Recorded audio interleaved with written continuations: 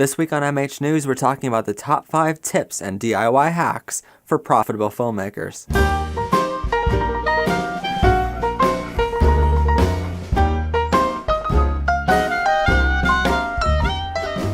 Welcome to MH News. I'm your host, Matt Haslam, and today we're talking about profitable tips and tricks.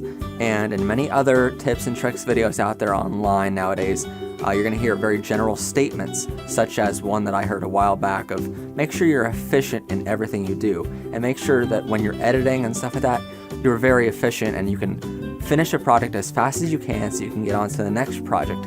And truthfully, you can go on to just any business course online or in college, or even just watch a YouTube video on tips in business, and that's going to tell you the same exact statement because it applies to every industry. Whereas these tips and tricks that we're going to give you are our top 5 ones for profitable filmmakers. It's very specific to the filmmaker industry, and it's very specific to your profitability, not just a general statement of being efficient in time and effort. And granted, that's labor, but if you charge per hour, that's not profitable because you want it to be as many hours as you can, because you want your hourly rate to be as much as you can and your hours to be as much as you can. So getting it done faster does you no good. It's not actually profitable for you. So these tips and tricks are going to each one of them are going to either save you hundreds if not thousands of dollars, or it's going to make you hundreds if not thousands of dollars. So these are our top 5 tips and tricks and hacks for the DIY filmmaker to make you even more money. Coming in at number 5 on our list is one about gear. And if you've ever seen one of these, you might think to yourself, it just looks like an everyday camera slider. And matter of fact, well, it is. It's a Revo RS850. This one runs about $110 on B&H website currently. And it takes your camera from here to there, 33 inches of length. So basically for $100 you can move your camera for 33 inches. It's very sturdy, but at the same time it only has one use, right? Most people would look at this and say, well, what the heck is it? But filmmakers would look at it and say, well, it's a camera slider, and it has little feet on it, so you can put it on the ground or whatever. You can put it on a tripod. But see, we look at this as not just one use, but 2. See, when we were out filming with this slider maybe 3 weeks ago, we were figuring out different uses for this, because whenever we buy something, I always have a general rule of thumb to make sure it can be used for not just one use, not just one category. So we're thinking, how else can we use this? Now, if you're not familiar with them, shoulder rigs for cameras cost hundreds, if not thousands and thousands of dollars, sometimes ranging from $700 to like $10,000, correct me if I'm wrong on this, but they cost a lot of money. So thinking, how can I turn this into a shoulder rig? And one day I was on set just holding this over my shoulder, and I thought, this kind of works as one. If you put the track little car at the very end, lock it in place with a little screw, and suddenly you have a shoulder rig. But that's not very sturdy, is it? Well, how can we resolve this? Well, basically a thing I always like to do is use some gear that I already have. And if you know me well, I have like 3 or 4 shelves of just general accessories that came with other gear that I never end up using. And, probably you have shelves like that at home as well. So I have this handle from a Zoom H4n that actually adapts the stand from the 1/4-inch thread to a microphone stand, so you can put this on a microphone stand. Well, this can also go on your shoulder rig, making it a shoulder rig, your slider. And now you have a handle there to hold on to it. And that makes it a lot more stable, but there's still something missing about this. This can still slide forward and back, which, really isn't that great. If you're trying to get a really steady shot, it's good for if you want to get a sliding shot as you're going down or you're going up with your slider, whatever. But you can also build one of these. It's a little tiny assembly of foam here. Now, all this is a piece of particle board with some foam on it. You can also use a thick piece of cardboard if you only have that, and some foam that's cut out into a little shape to fit on your shoulder. Now, this also has a bolt running through it with a little turning knob at the bottom of it, cut out in the middle. That way, once you have it on there, you can screw it on even more. Now, what I do with this is on the middle of this slider, I'll screw it on here, tighten it down, and now I have a shoulder pad for this slider. Now, I can use this. I can put another handle out here if I wanted to. I don't really use that, so I just hold on to the camera up here, and since I have a Canon T5i, I can just put it up here and have my LCD screen come out off to the left side of it, and suddenly I have a screen right in front of me, and I now have a shoulder rig for my camera. The only thing bad about it is the backside does stick out, so you might want to watch people that are behind you, but it does serve as a great counterbalance if you need one, which generally you do need one. But this first tip isn't just about this slider, it's about all of your gear. The general rule of thumb is to always make sure you can have at least 2 uses out of whatever piece of gear you buy, or build for that matter. Doesn't mean go out there and buy twice as much gear just because we say double use.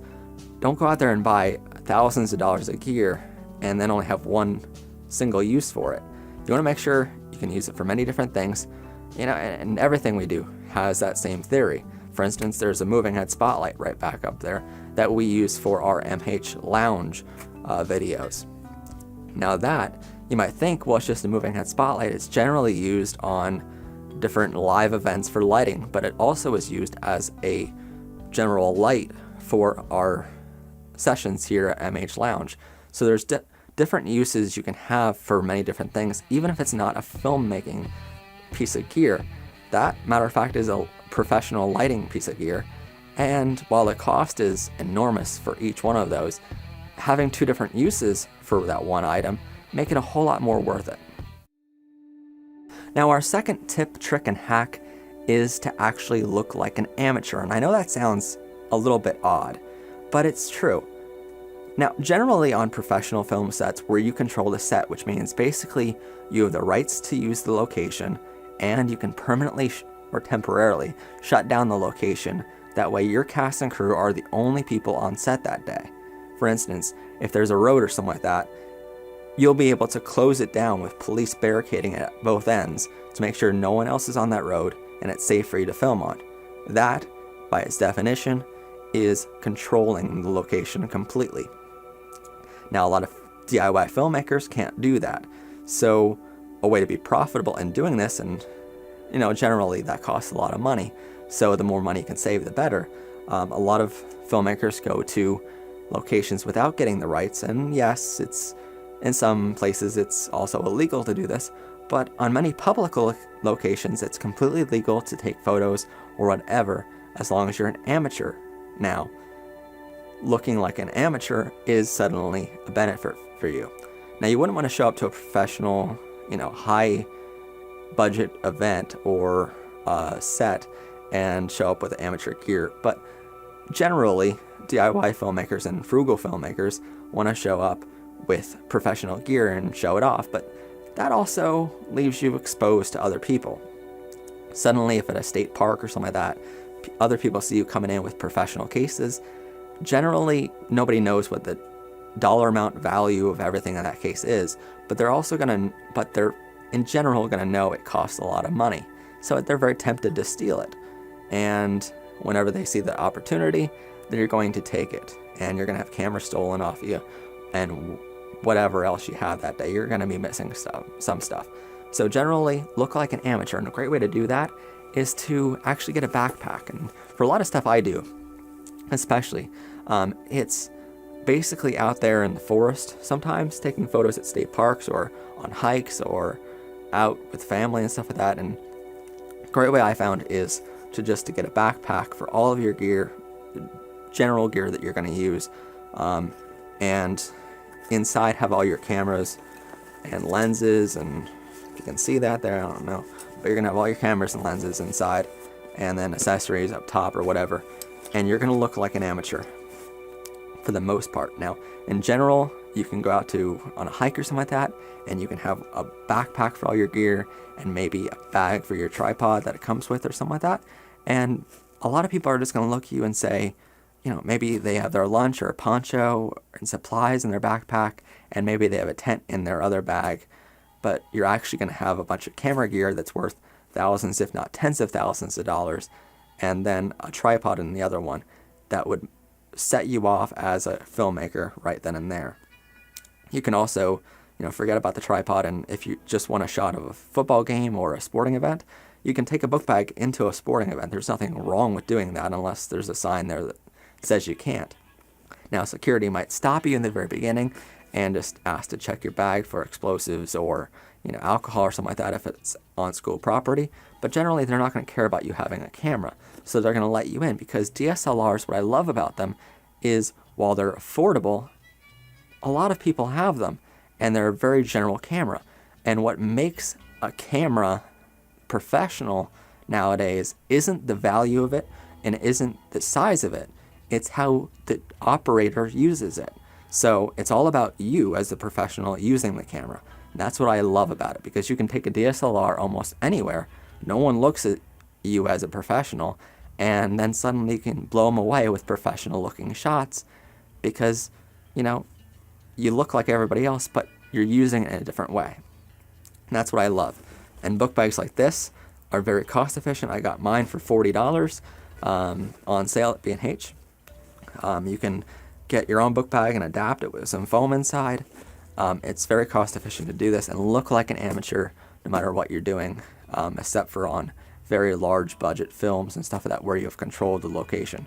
But you want to look like an amateur as much as possible. That way no one looks at you and tries to follow you to steal your gear. And that's going to save you hundreds, if not thousands of dollars all the way through your career. Our next tip is actually tip number 3 here, and it's to have variables in your filmmaking process. So that doesn't mean you shoot a different style, it means you shoot completely differently.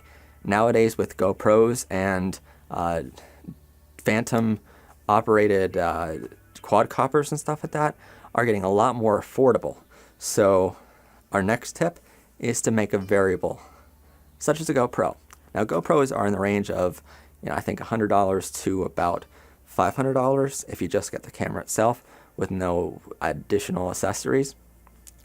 But GoPros are a great way to get, underwater shots, and then with Phantom, different drones and stuff like that, you can get aerial photography relatively cheap nowadays, and you want to have something that sets you apart from any other filmmaker, especially in your local area. That way you can compete against them and you can say, we do this, but they don't. And having that variable and that unique quality to your company is going to set you apart in a way that just makes you stand out and makes you that much better to the client.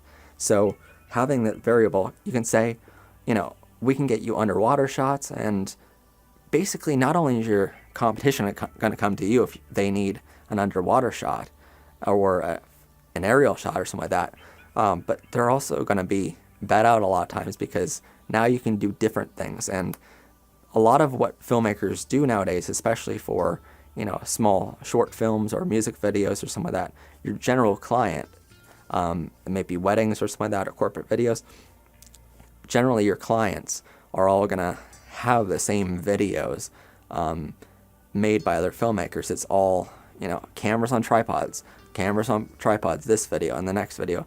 They're all the same. Having a variable with underwater photography or aerial photography makes it so much more spectacular. And it's not intrusive into the project because you can do a wedding and have aerial photography going on without bothering anyone. Because they're very silent actually.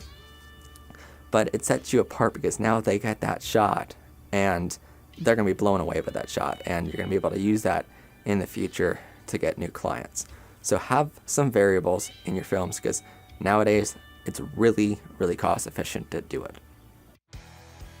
Our next tip and trick and hack is to offer gifts, and not just any gifts to your clients, but maybe some of the more financially friendly clients or potential clients even, have something to offer them as a gift, a welcome gift or a returning customer gift or something like that. Maybe even at Christmas offer something of value to them. I'm not just talking like pens or something like that with your name on it.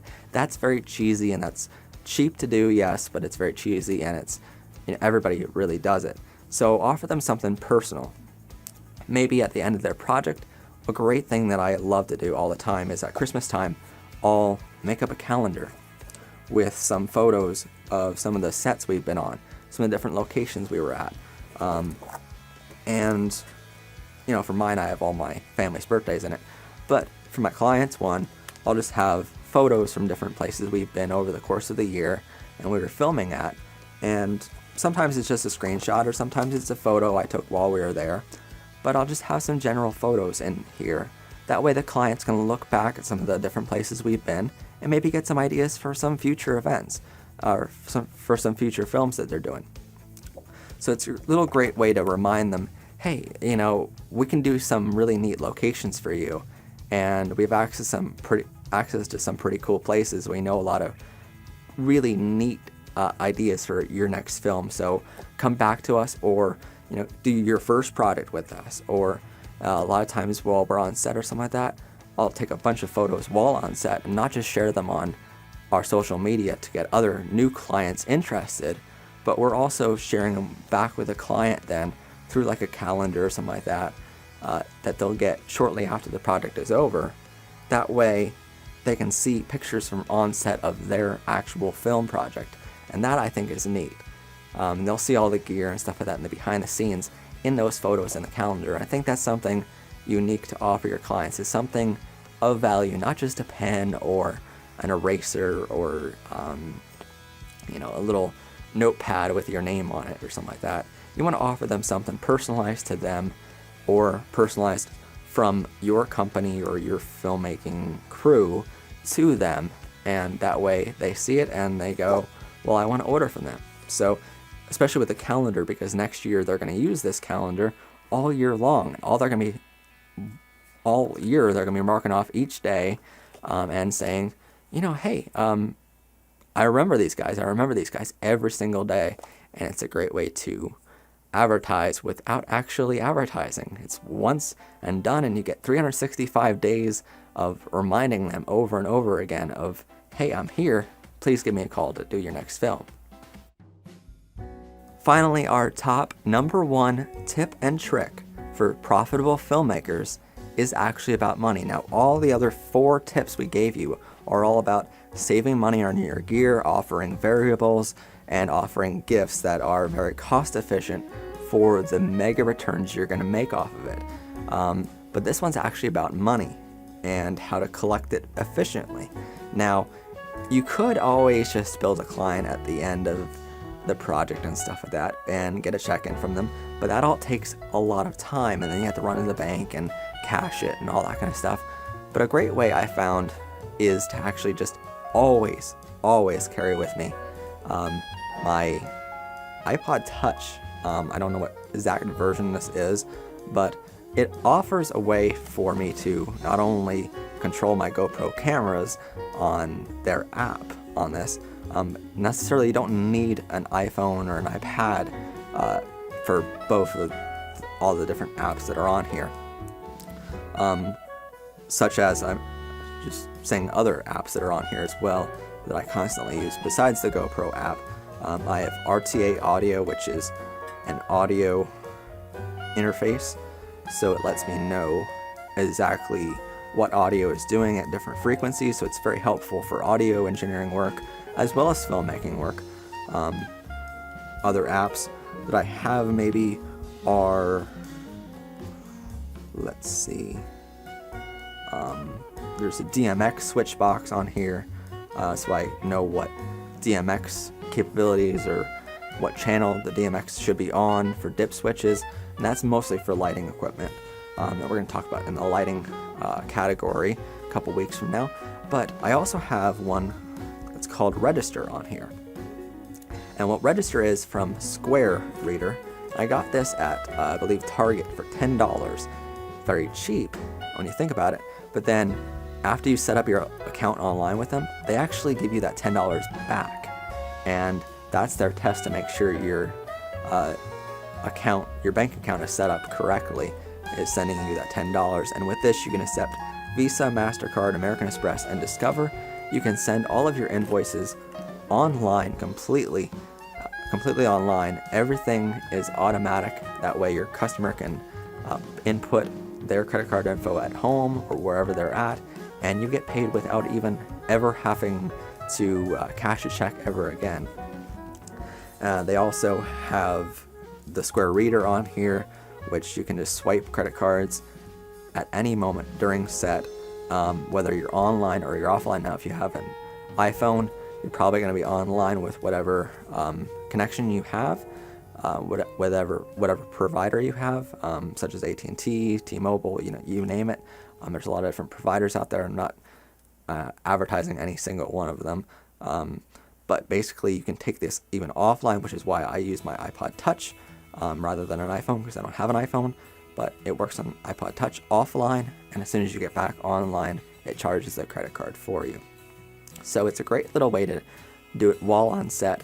That way, if you have your customer there, but let's just say, for instance, an unexpected something happened, and bill them right there, whatever, you can be running into a local grocery store and suddenly come across a client of yours, and if they want to pay their bill right then and there in the middle of the grocery store, just have this in your wallet and then have this in your other pocket and plug it in and charge them right then and there. It's really efficient, and it gets you to accept payments wherever, however you want, with all sorts of different credit cards. And I believe right now they're only 2.75% per swipe. Now, there's other companies out there that are less money, and certainly if you know a company that offers this kind of thing with a better percentage of a cut that they take, please let us know in the comment section below. And it'll help out not just us here, but other filmmakers that are out there and trying to be better. But when you think about that 2.75% on your swipes and stuff like that, I believe it's only 1.5% on when they input their credit card info online. We can also have an online store, which we actually do have, to sell t-shirts, stock footage, and all of our merchandise on our websites and stuff like that. They offer an online store that we can do that with and put it on our site, making it look like it's our store completely.